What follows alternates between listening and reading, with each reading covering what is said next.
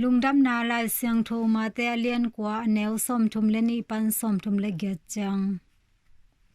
amau te apai khel lai takun mi pol khat in doi veya apau thailo mi khat yesu kyanga apai piu hi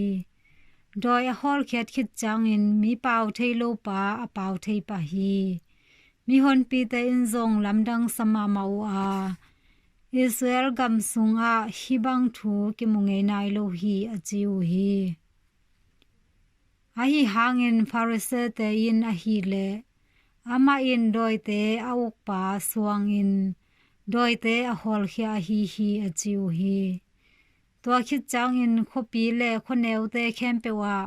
yesu pai koi ko ya aki khop na in te wa van tung ki uk na lungdam na thu hilin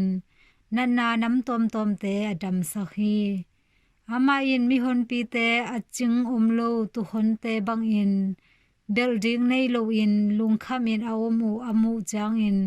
happy huaya sa hi to chang in ama in anung zui te kyanga bua ding tampi hi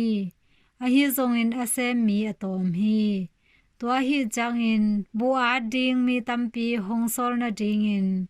lo nei to pa kyanga thu na ngen un achi hi hin to pa lungdam na lai sang tho hi